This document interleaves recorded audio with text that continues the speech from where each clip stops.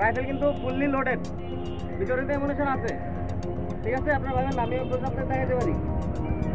এটা আমার পিস্তল, ওটা কিন্তু অ্যামুনিশন ভর্তি। বিয়ে বাড়িতে আসি নাই, দাওয়াত খেতে আসি নাই যে আমরা 10 ক্যান্টনমেন্ট থেকে আসছি এই জায়গায় দাওয়াত খেতে আসছি, এরকম কিন্তু না। আমরা যেহেতু এই জায়গায় আসছি, সুতরাং এই জায়গায় যেটা বিড়ালও মারা যায়, কাকও মারা যায়, ওটার রেসপন্সিবিলিটি আমার। বুঝে গেছে? এখন যে বিড়াল না মারার জন্য আমার যা করতে হবে আমি এটা করবো। আমার এখানে লোকজন আছে, আমি পর্যাপ্ত পরিমাণ লোকজন নিয়ে আসছি, ইকুইপমেন্ট নিয়ে আসছি, অস্ত্র। প্রত্যেকটা রাইফেল কিন্তু ফুললি লোডেড, ভিতরে অ্যামুনিশন আছে।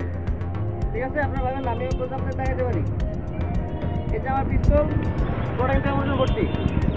আমি চাই না আপনাদের উপর কোনো প্রকার আক্রমণ করতে কিংবা কোনো প্রকার আপনারা যাতে কষ্ট পান, ক্ষতিগ্রস্ত হন, এরকম কিছু করতে চাই না। কিন্তু আপনারা বাধ্য করেন। আমি যদি বারবার ফোন পাই যে অমুকে আমাকে থ্রেট দিচ্ছে, মৃত্যু হুমকি দিচ্ছে, আগুন দিয়ে পোড়াই দিচ্ছে, বাড়িঘর লুট করা করতেছে, আমি কিন্তু নর্মালি বসে থাকবো না। নর্মালি গিয়ে আপনার ডাইকে নিয়ে আমি আপনার দই মিষ্টি খাওয়াবো না। আমি এমন কাজ করবো যেটা আপনার পছন্দ হবে না। বুঝা গেছে?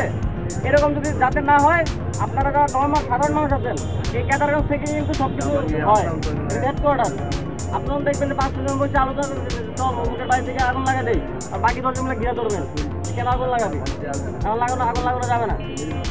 যদি দেখেন যে বাকি ওরা তো আমার বাড়িতে আগুন দিচ্ছিল, তাহলে আমরা এবারে গিয়ে যাই, আপনার সাধারণ মানুষ মিলে আটকাবেন না, এটা করা যাবে না এখন। বুঝা গেছে? এই যদি কিছু হয়, বললাম না যে কোনো পার্টি দেখবো না, আমার কোনো দল নাই, আমার কোনো পার্টি নাই। আমার হচ্ছে দেখবো খালি কালপ্রিট, সন্ত্রাসী দেখবো, কালপ্রিট দেখবো, কে মারামারি করতে দেখবো।